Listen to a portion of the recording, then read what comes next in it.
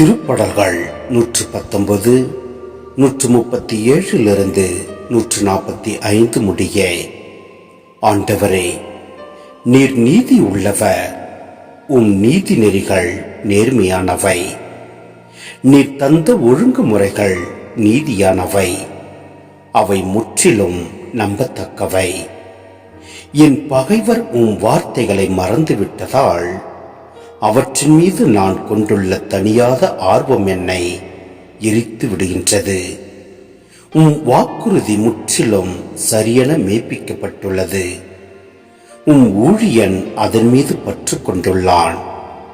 சிறியன் அடியேன், இழிவுக்கு உள்ளானவன், ஆனால் உம் நியமங்களை மறக்காதவன். உமது நீதி என்றும் உள்ள நீதி, உமது திருச்சட்டம் என்றும் நம்பத்தக்கது. துன்பமும் கவலையும் என்னை பற்றி கொண்டன, எனினும் உன் கட்டளைகள் என்னை மகிழ்விக்கின்றன. உன் ஒழுங்குமுறைகள் எக்காலமும் நீதியுள்ளவை.